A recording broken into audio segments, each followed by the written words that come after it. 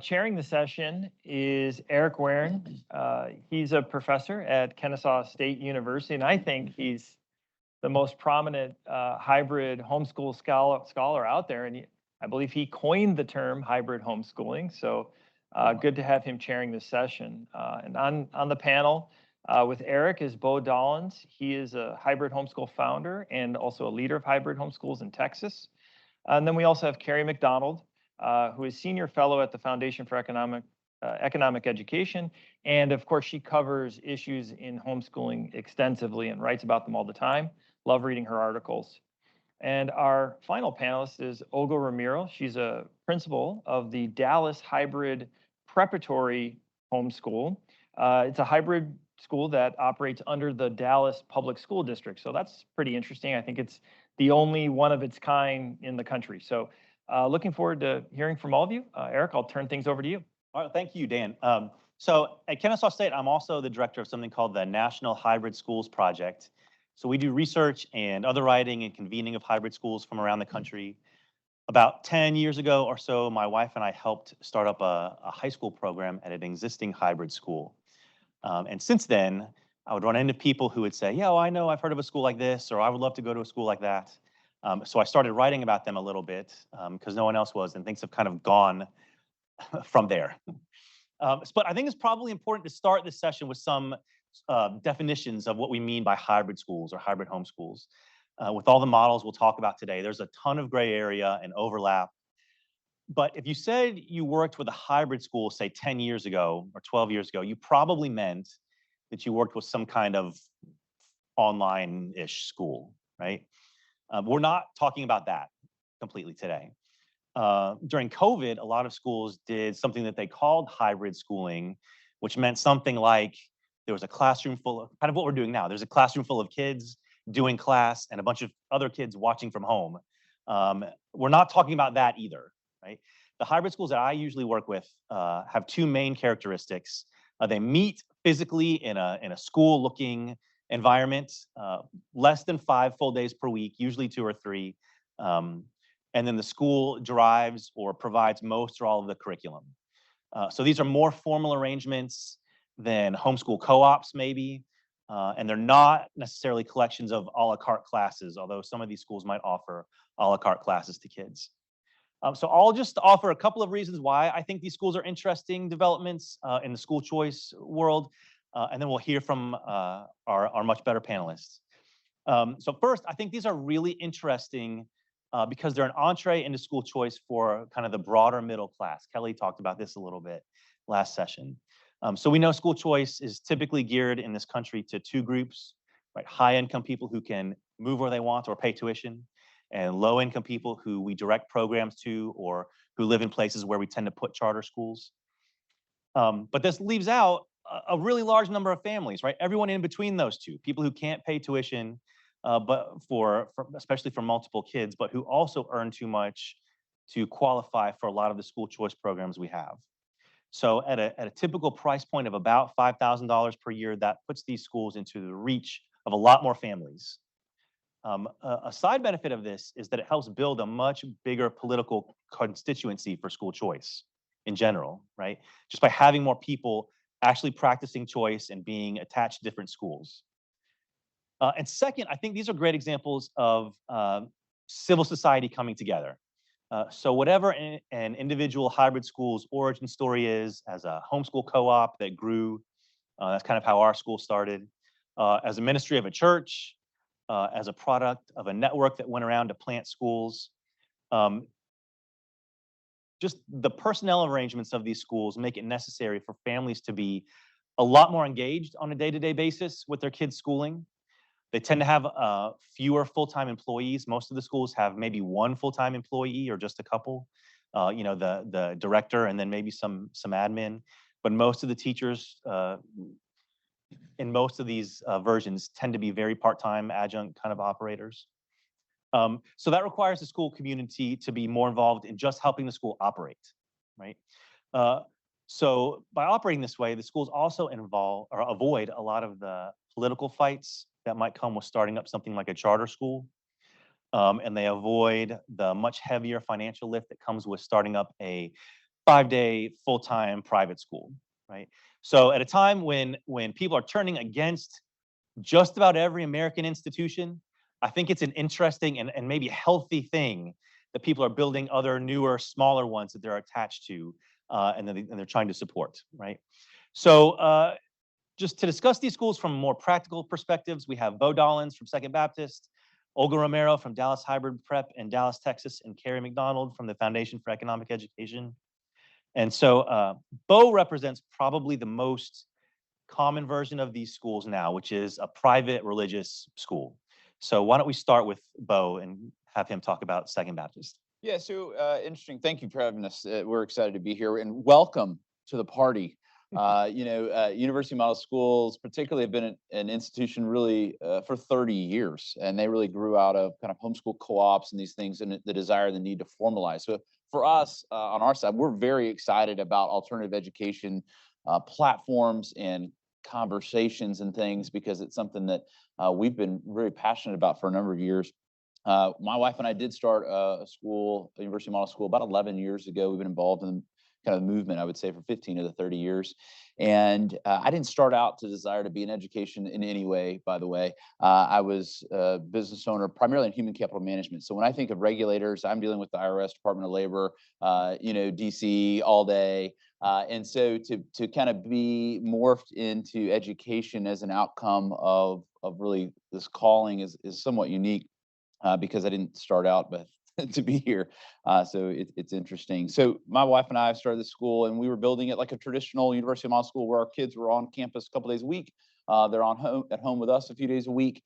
And it really is an opportunity for parents to be involved. And what we typically see in just a stereotypical family is somebody who goes, hey, I think I want to be involved in my kids' education, but it freaks me out. Right? I mean, I don't know how to do this. Many of the things that you've heard this morning, in our this afternoon, are exactly what we hear, right? Which is, I think I want to do this, but I have no idea. I don't feel like I'm capable. One of the questions from the audience is, how do I pull this off and do it well?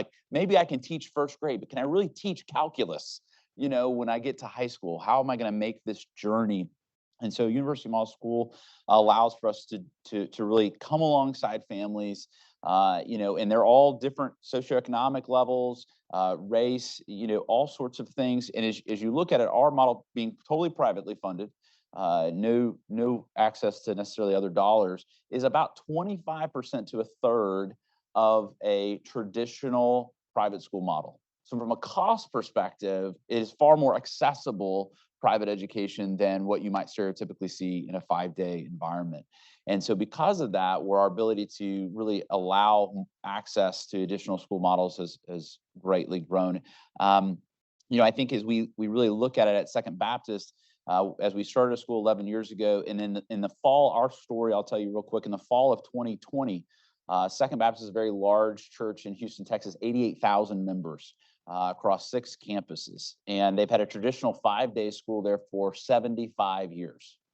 I was a graduate of that school. And so as we started a school, part of our story is that we enjoyed what we saw and what we experienced, but we also had a homeschooling background and wanted to spend that time with our children. My wife and I, been married 21 years, have 11 children. We started when we were 12. No, we didn't. We have had one every couple of years.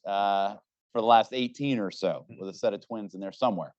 But we have kids from 4 months to 18 years old. And this was a great fit for our family, because you're going to have that many kids. You probably like them and you want to hang out with them. And so this was an opportunity to do that. When we started, we had 3. We started a school. But in the fall of 2020, Dr. Young, the senior pastor of Second Baptist, who's 86 years old, not a time when people decide, hey, we're going to do new things, came to us and said, hey, the world's a different place. This is September of 2020. Kids are not in school, families are home, and we need to figure out how to come alongside them and make education more accessible and allow parents a seat at that table.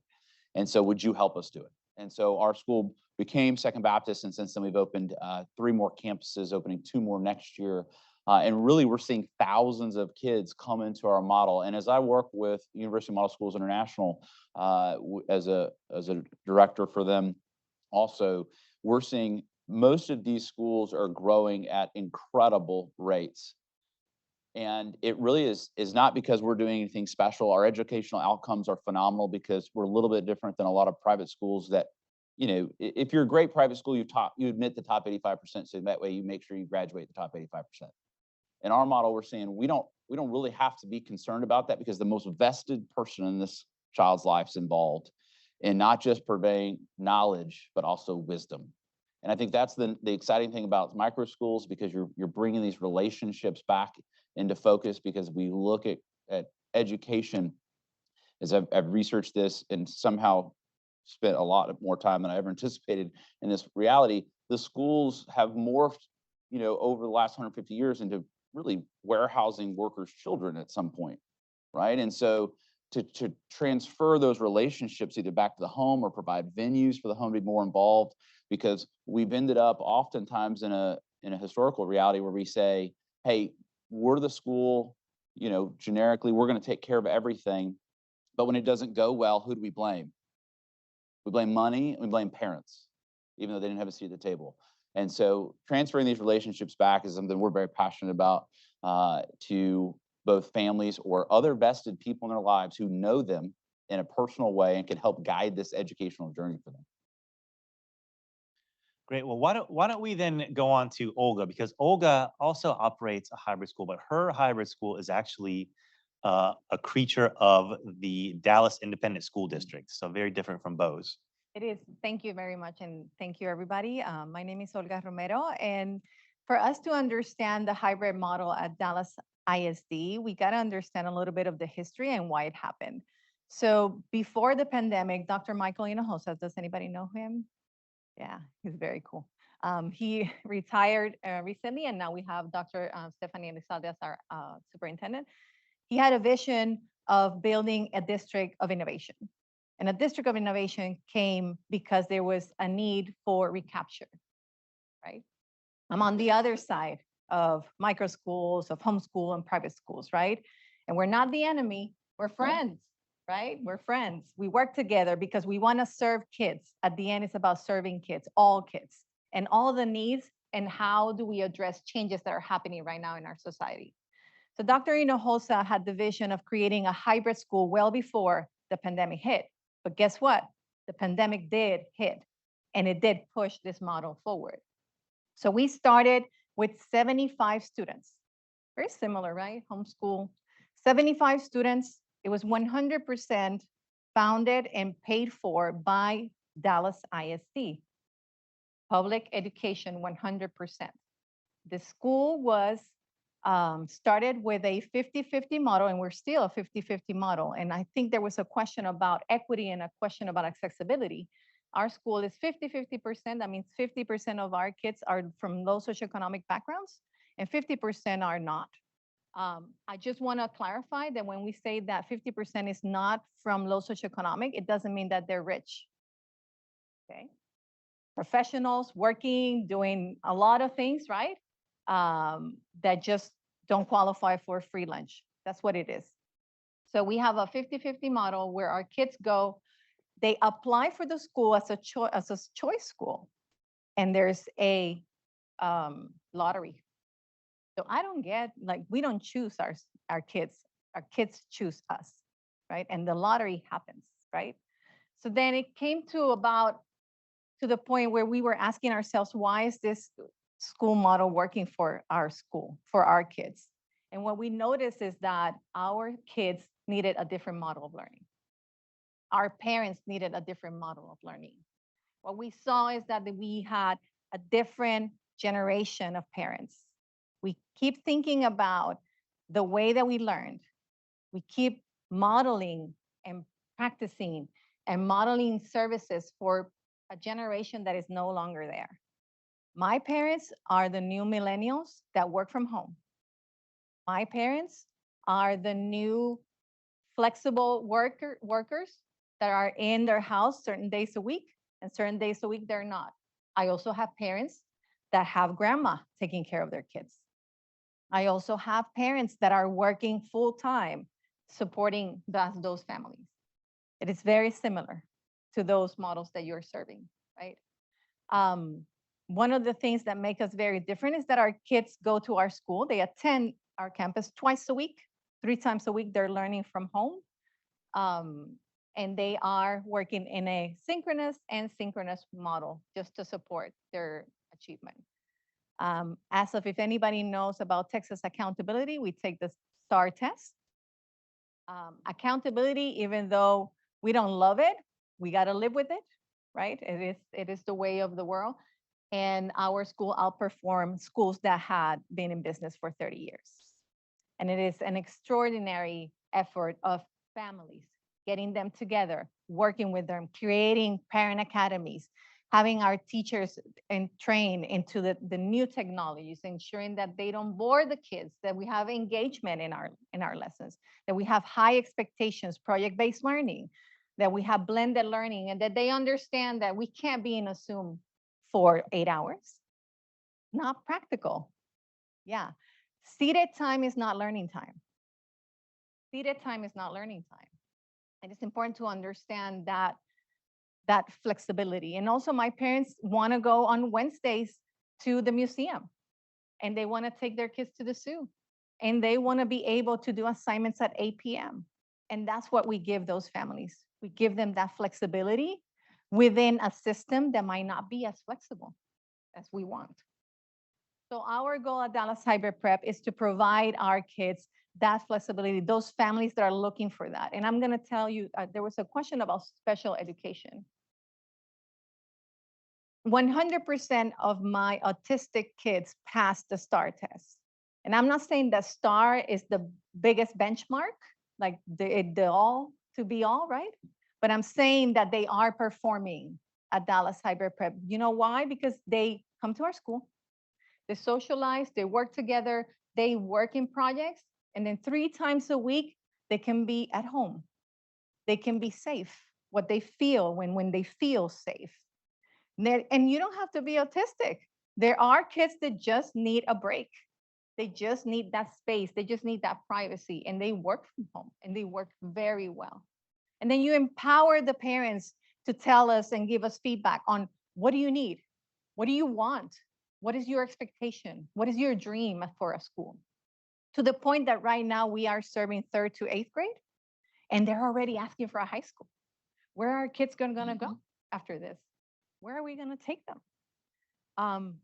And going back to that, the ways of the world right now, 89% of students in Texas are taking at least one hybrid or one virtual class in college right now.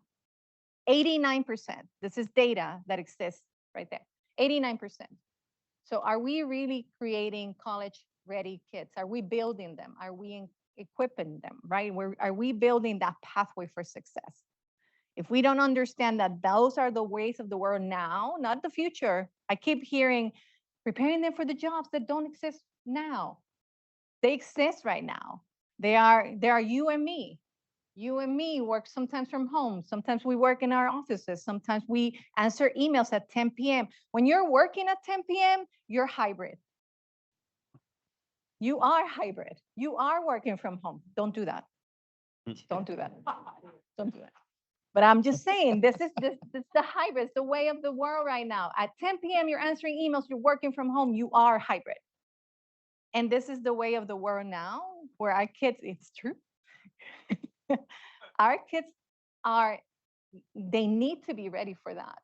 They need to be ready for a world where they can communicate, they can problem solve, they can be exposed, and they can have flexibility, because that is just the way of the world. One thing that is very important is that Dallas Hybrid Prep is not just a hybrid school because of the master schedule.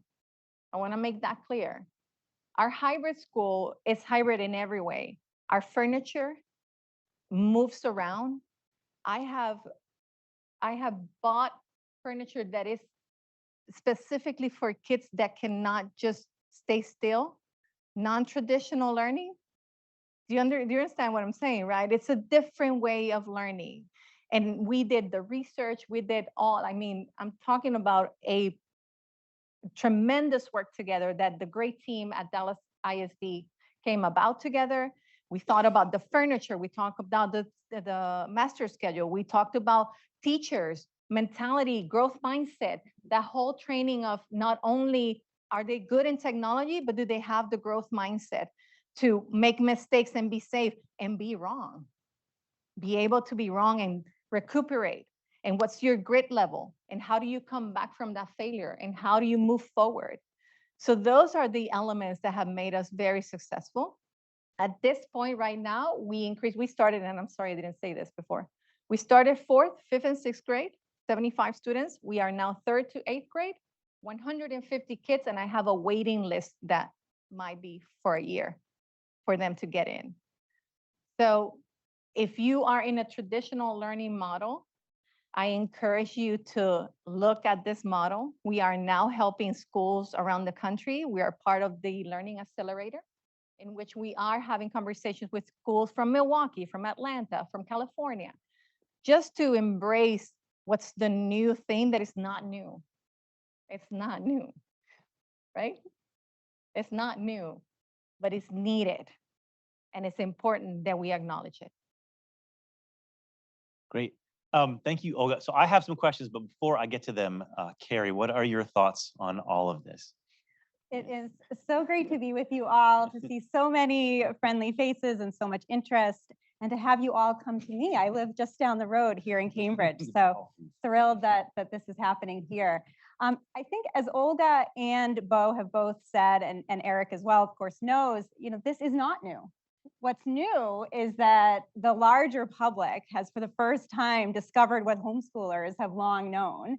And that is that homeschooling provides that fundamental foundation to provide flexibility and modularity and customization in our learning. And I was interested in this long before it became the hot topic that it is today. Thinking about what was the evolution of kind of the microschool movement and the hybrid homeschool movement. Some of you might know I wrote a book that came out in 2019 called Unschooled: Raising Curious, Well-Educated Children Outside the Conventional Classroom. Had even more sales in the spring of 2020, 1 year later. As everyone again realized that this is actually a thing. This isn't new and it's interesting, and let's look into it. So, one of the earliest sort of hybrid homeschools or self-directed learning centers that I talk about in my Unschooled book began in 1996 by Ken Danford. Some of you might know his self-directed learning center out in Sunderland, Massachusetts, called North Star.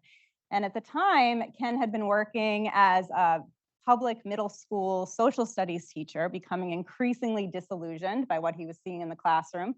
Didn't like the kind of command and control environment, the coercion, the sort of lack of respect of adults and students, and wanted to provide more freedom to children. And so he ended up quitting his job to open North Star as a hybrid homeschool, what we would consider a hybrid homeschool or a microschool or a self-directed learning center, and for homeschoolers. And so the students are technically registered homeschoolers, but they can attend either part-time, a couple of days a week, up to, in his model, 4 days a week, and then spend the rest of the time immersed in their community, engaged in interests and passions that are meaningful to them. And so classes are all provided and offered, but everything's optional. It's sort of fundamentally based on non-coercion and self-direction.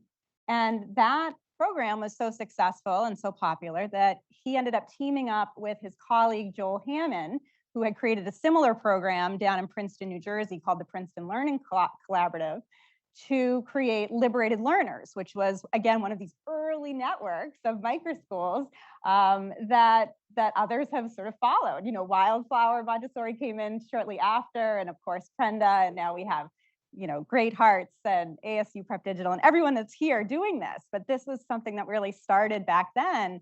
And with Liberated Learners, more and more educators specifically were able to start these learning centers for homeschoolers across the country, and they even have a few globally. So that's exciting to see. And then, certainly over the past couple of years of education disruption, that's created even more opportunity for some of these teachers and parents to figure out ways in which they could provide that kind of customized, consistent learning for their kids. And so what we saw in 2020 was the rise of the pandemic pod, these parent-led, spontaneous learning communities. And in many cases, those have now turned into full-fledged microschools, hybrid schools. For example, earlier this week, I was down in Atlanta on a panel that I had brought together several of these microschool founders, including one woman named Jill Perez, who's in New Jersey. She was a public school teacher for over 20 years, more recently a student teacher supervisor and at the college level at Seton Hall and Rutgers. And she created a pandemic pod in 2020 when there was remote learning and inconsistent schooling. And then that was so successful that last year she ended up turning that into a full-fledged microschool in New Jersey with 45 kids. She's purchased a building. It continues to grow and expand. And again, it's offered for homeschoolers who can attend either part-time as kind of a resource center, or it can be a full-time schooling alternative. Again, something that homeschoolers have long known has been a possibility. So it's such an exciting time in education. I am having the most fun that I've had in education and education policy in over 20 years of doing this work. And it's great to see where this is going. And I think one of the things that we have to be mindful of and vigilant about is to make sure that we remove barriers for these education entrepreneurs. And so I have a brand new paper that just came out this week through a state policy network that looks at how do we encourage education entrepreneurship by reducing regulatory barriers to entry and scale.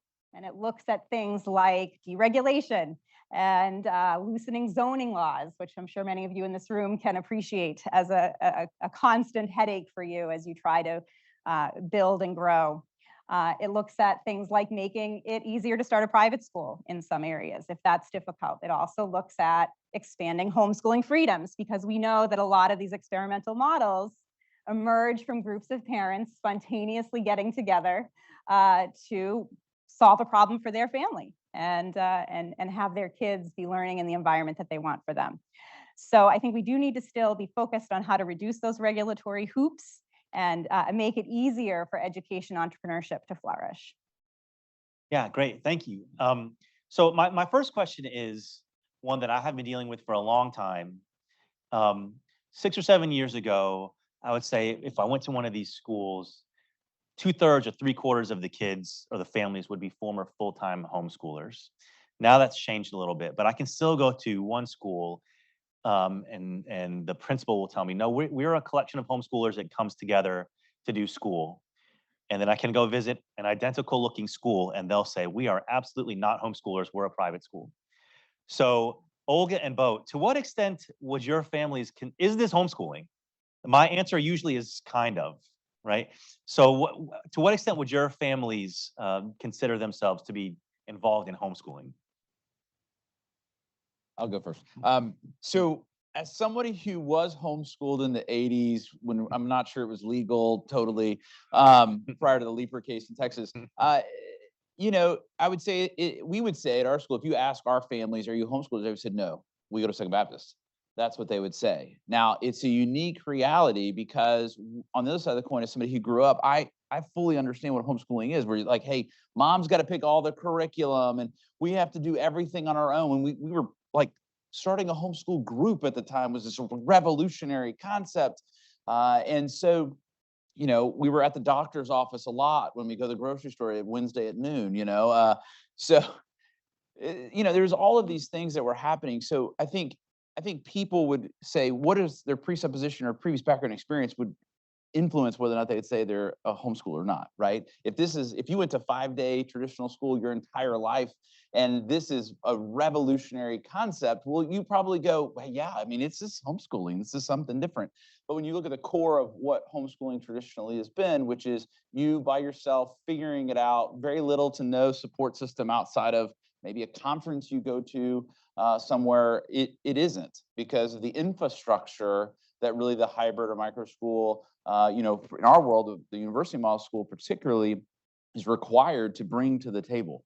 And so I think, you know, as you look at that, I would say that it's the case. Now, I would also say that as we looked at just the evolution of this over time, far more people are willing to even consider this than ever has been before. We've heard some of this today. And so I think as you look at that, people are thinking, one, I don't have to do everything the way it's just been done, right? And two, I think they're evaluating these other opportunities and then potentially trying them more willing to try them because there is some infrastructure with which to come alongside and support them. Yeah. Well, and a lot of students are registering as homeschoolers, but then not calling themselves homeschoolers. Well, right? I think With it their states. Oh, I right? think it depends on the state. But it depends and on the the state, regulatory yeah. environment in which Yeah, you yeah. have to operate inside of, right? It's round peg, square hole, and depending on where you are, how are you going to augment what you say or how you position things, right? As you know, as a school that's fully accredited, you know, really could go look at any state and go like, hey, great, we're an accredited school, right? At the same time, depending upon the state you're in and what the square peg and the round hole looks like there, you might have to augment that reality. Right. What about your school, Olga? So going back to the yes or no, yes and no. So yes, in the sense of like the flexibility that we provide 3 days a week that they are learning, the students are learning from home. And Wednesdays, specifically on Wednesdays, we have what we call intervention Wednesdays. So on Wednesday mornings, if your child needs that extra support, we will provide it. But the afternoon is all yours. It's asynchronous work, catch up work, do what you need to do. And those are the days that I see my parents posting on Facebook, posting on Twitter. Guess what? We got the chance to go to the zoo. We got the chance to go outside and walk. We were able to go to the Museum of Art. We were able to go to the Museum of Nature, of Natural History, right? That flexibility is similar to what homeschooling can bring. However, in the reality of being a Dallas ISD, being a formal ISD, we do have to provide that framework of there is truancy, right? And there is compliance that we have to work on. We have common assessment, what we call benchmarks, right? So there is a little bit of difference right there. It's not little, it's a little bit more than little. Our curriculum is designed based on the TEKS, which are the Texas Educational Knowledge and Skills. We have that regulation, but we do provide much more flexibility than a traditional school. Yeah. Well, so I feel like I'm still going to have to tell people it's kind of homeschooling. Kind of. It's It's kind kind of of. not. It's kind of. But good. So, Kerry, I have a policy question for you then.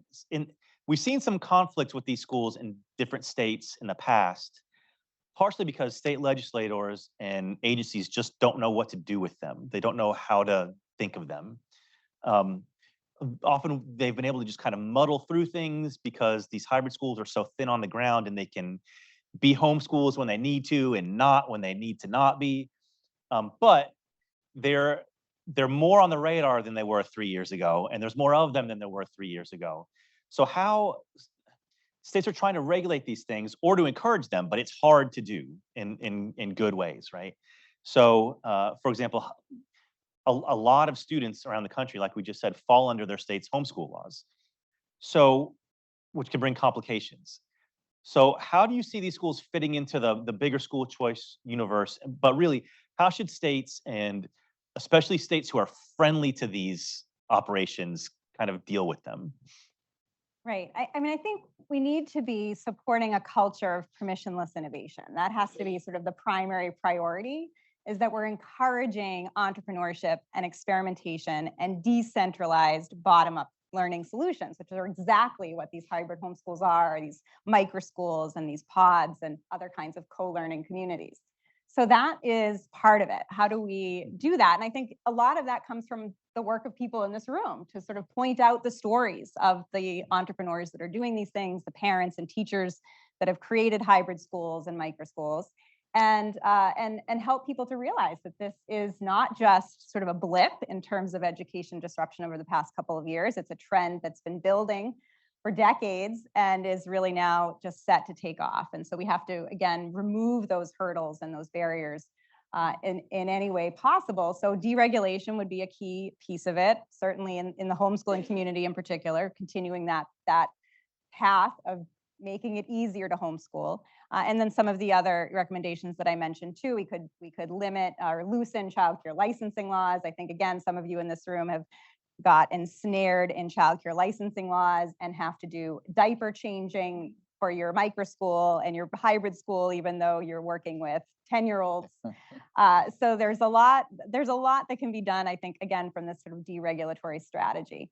And then, another piece of it is recognizing where there is a concentration of success. So I think, for example, of New Jersey, of all places, is right now an incubator of a lot of these hybrid schools. I mentioned Jill Perez and her program, Tranquil Teachings in New Jersey.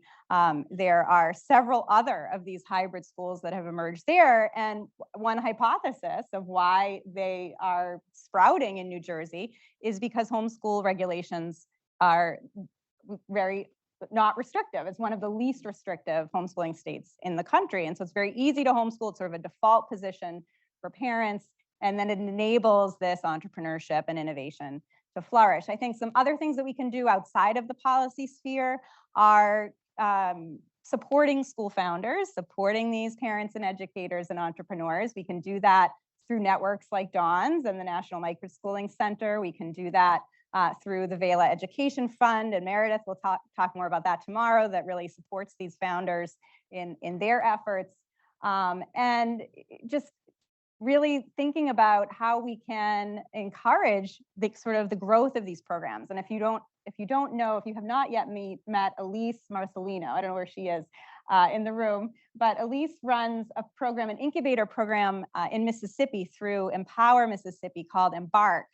And it's an incubator program for microschool founders and parents and educators who want to create these programs. It reminds me, some of you in this room might remember this, of the early days of building excellent schools, when it was a fellowship created by the Pioneer Institute here in Massachusetts as a way of supporting charter school founders in the very early days of charter schools. And then they ended up subsequently spinning off into their own nonprofit in 2003. But back in the late 90s and early 2000s, this was truly an incubator of school founders. So that's another way that's not necessarily policy focused, but that really does support and cultivate parents, educators, and entrepreneurs who want to create these unique models.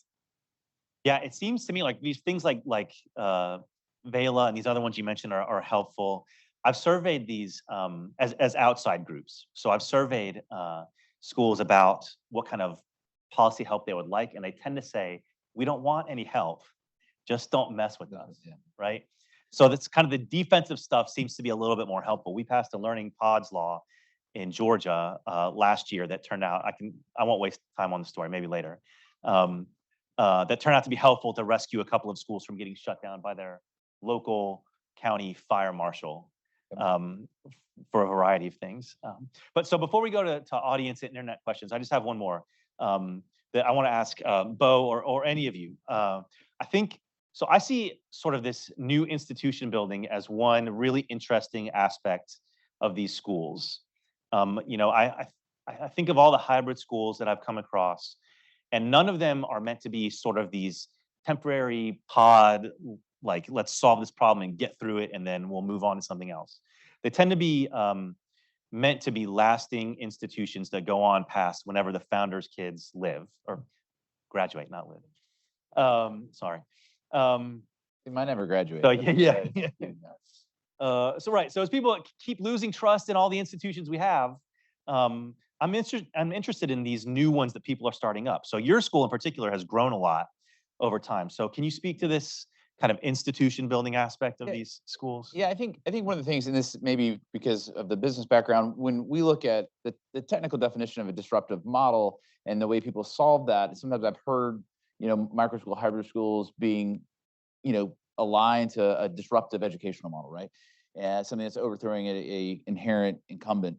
But if you look at from a business perspective, what that requires stereotypically in order to be disruptive is you burn, you grow, you burn, you grow. You basically just keep burning through people, processes, dollars, cash, Uber. Think of Uber, right? If you want to put a context on it, we're just going to mess stuff up and just until we come up with something people want to buy and it's sustainable.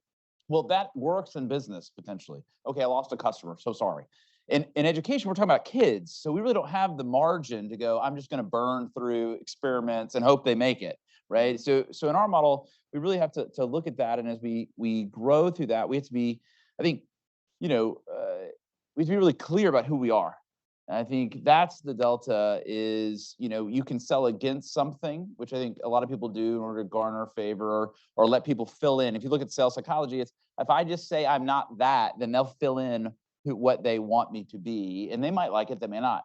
We kind of look at it the complete opposite. And we're not here necessarily to, criticize another model, but our goal is to be very, very clear about who we are. But we had to know what that was. And as that clarity becomes exacting in our talk track and our communication, that really allows people to then know who you are and go, I am aligned with that. Because from what we're looking at, we're not trying to solve today's problem. We're really looking at going, okay, we're building institutions, particularly from a university model school perspective. And our thought process is that even 5 years down the road or 10 years, we're looking 30, 50, 100 years down the road and going, are we building institutions that can sustain, right? And that requires both a great model, clarity of where you're going, and frankly, paying attention to the fiscal legacy of that in order to be able to build that and maintain that. But you have to garner people together in a probably less fluid way than some of the other models that may be represented here in order to accomplish that. I call it positively disruption.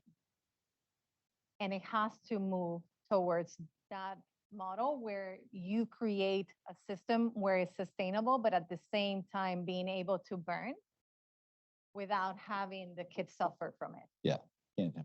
So I was a principal before Dallas Hybrid Prep, I was the principal at L.K. Hall Elementary School. This was a urban neighborhood school. We had 92% low socioeconomic. We got 95% English language learners. And when I got that school, it was a traditional school.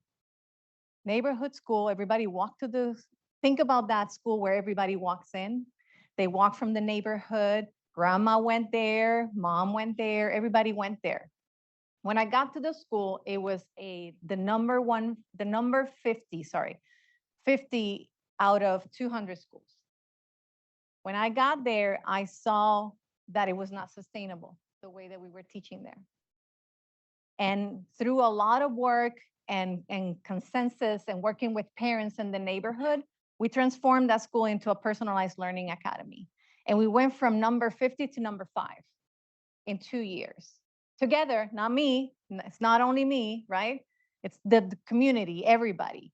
Why? Because we disrupted the model. We disrupted the model. And when we were learning, what is going on with this? We incorporated blended learning. We incorporated flexibility. We incorporated more hands-on learning, project-based learning. Let's do some coding. No, more coding. Instead of consuming, let's create. Let's not consume technology. Let's create the technology. Let's build for our kids and for them to build for us. And when we saw the changes in our kids, it just became a need, not a want.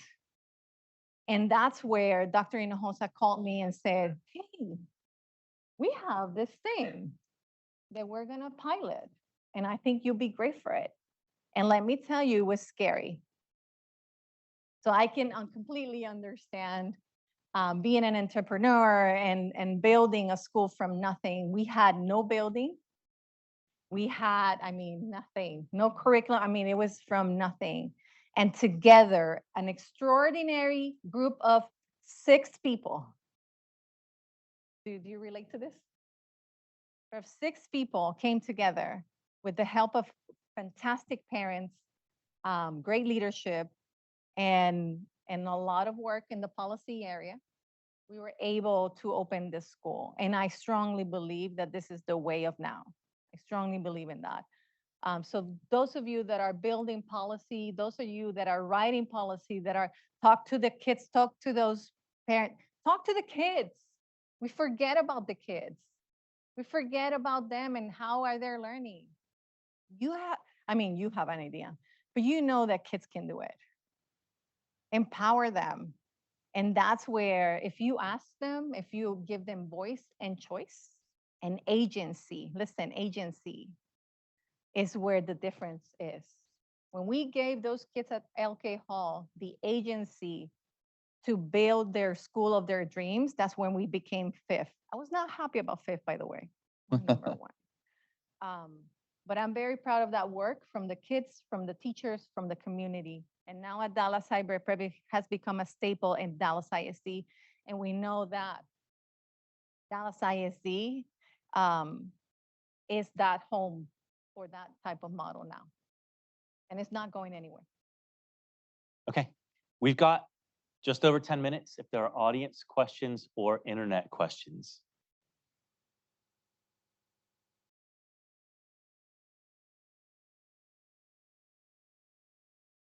So there is a question here about the teaching profession and how the life of a teacher works in a hybrid homeschool. So do you pay them the same as you would a teacher that works in a traditional school? How does all of that work? And how do hybrid homeschools respond to criticisms that maybe this further deprofessionalizes the teaching profession? Thank you. Go ahead. Well, I think I have an answer, but you all. I have an answer too. Go, Olga, go. Well, so number one, without teachers, there's no school, right? And we have to pay our teachers well. Teaching in the hybrid model is practically two jobs. That's what people don't understand. You're teaching in person, and then you're teaching virtually, and then you have to be able to understand the scope and sequence of how things link, and how do you build that mastery level. And that takes a very special person.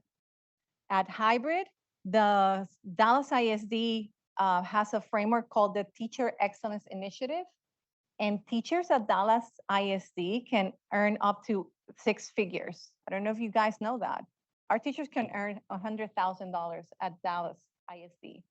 And it's a tremendous model for growth, which is based and supported by professional development in blended learning, professional development in anything that has to do with project-based learning, and in making sure that they go to the best conferences and they learn from the best around the nation. So Dallas ISD has a very comprehensive, how do we call this, salary and scale, where we know that we have to support them. They work 5 days a week.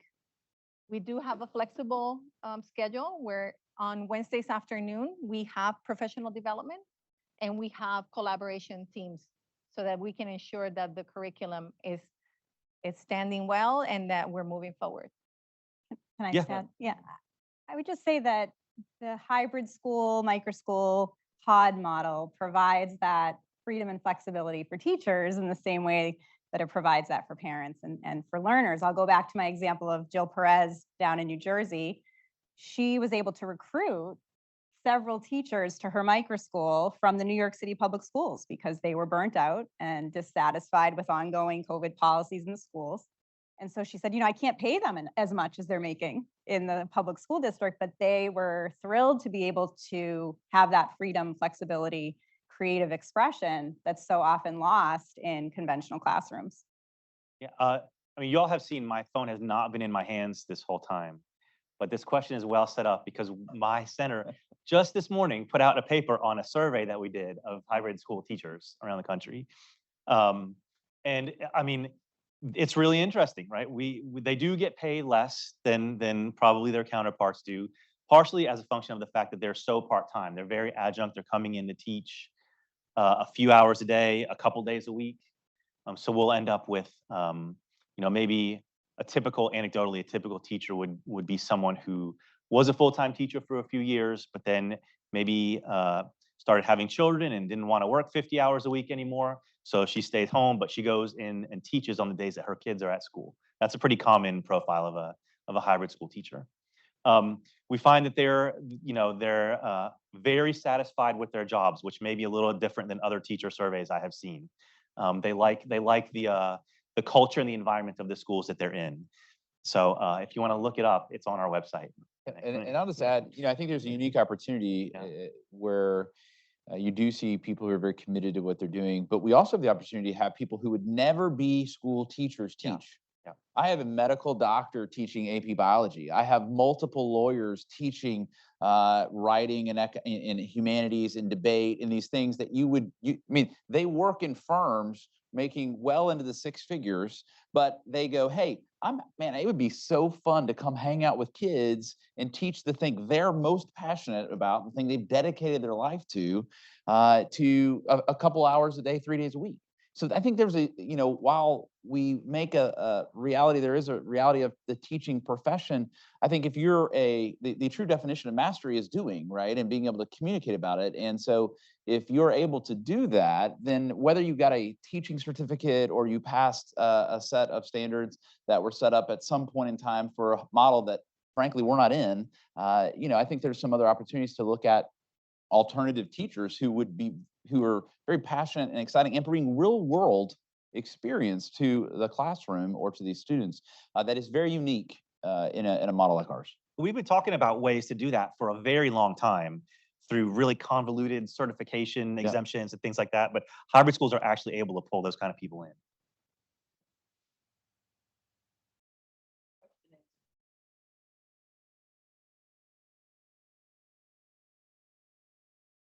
My question is there anyone in the room who doesn't agree with some of the things that you're hearing about the different choices in education?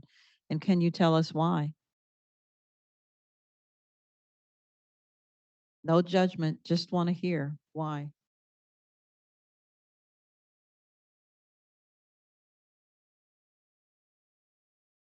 Because, yes, ma'am.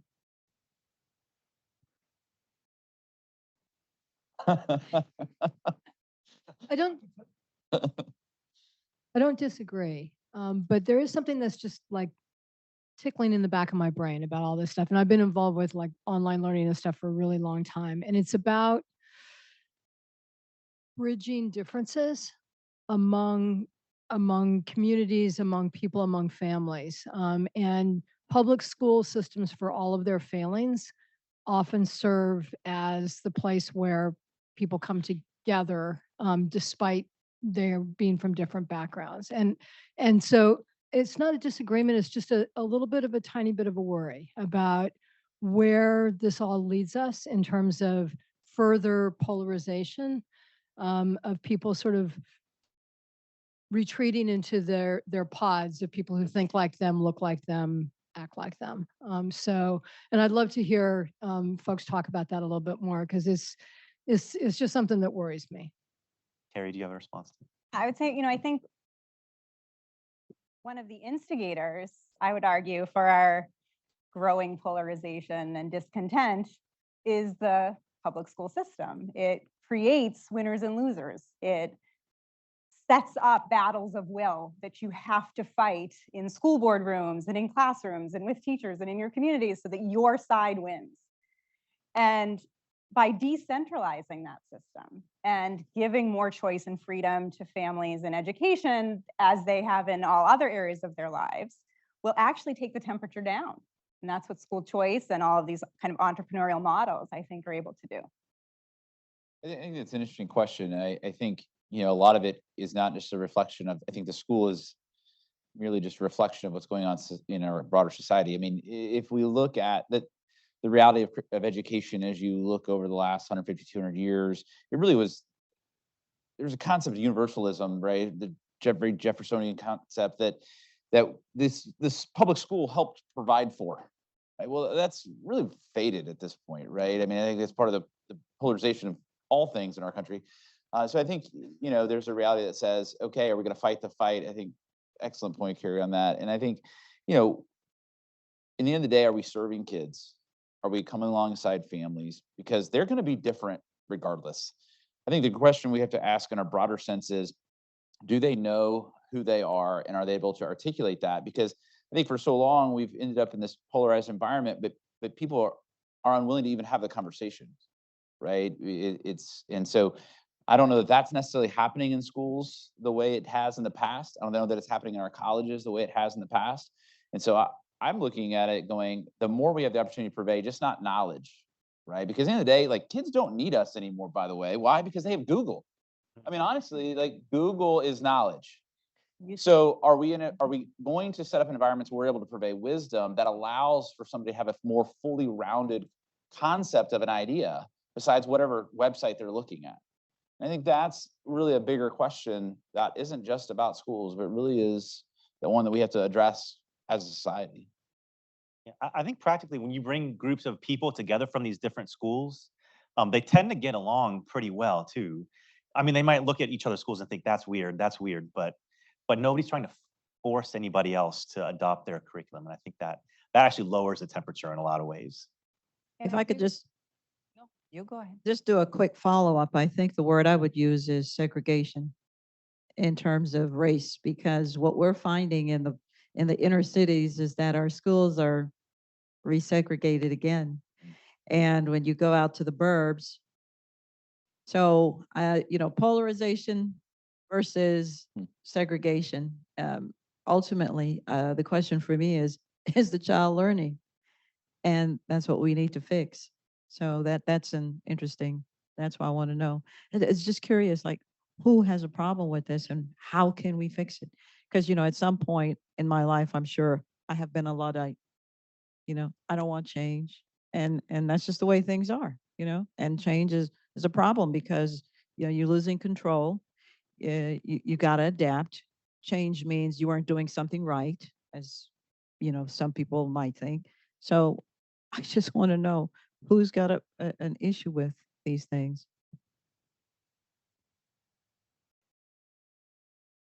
Hello.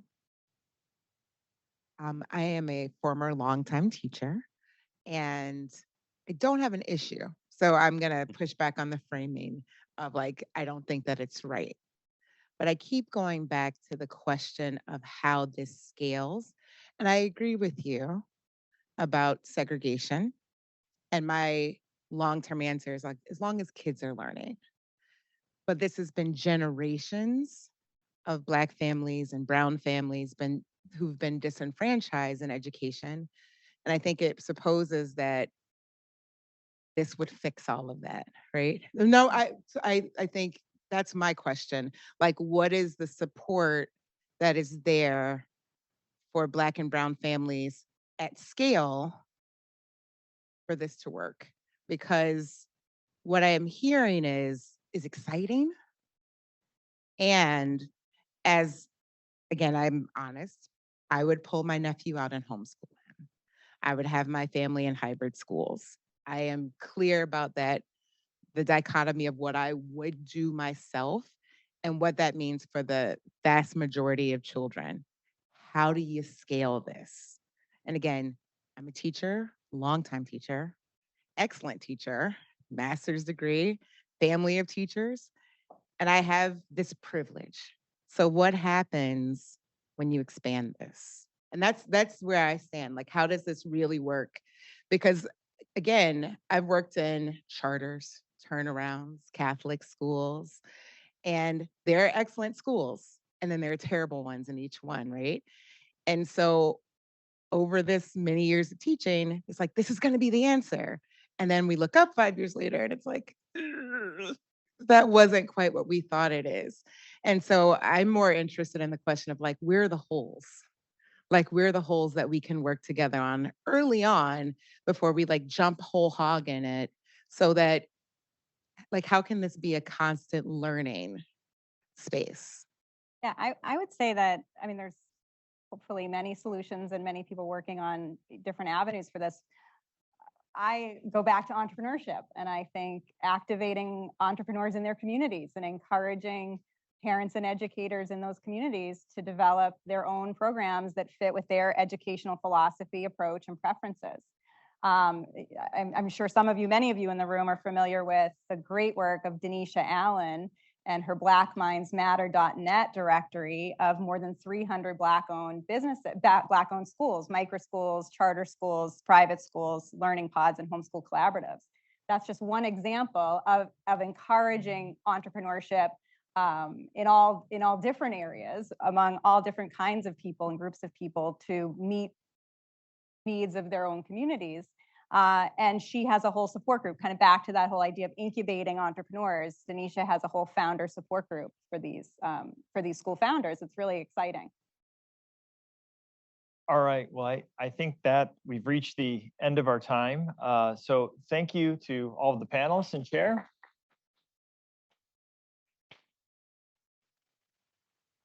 Again, we'll have another 15-minute break and we'll come back for a panel on virtual schools.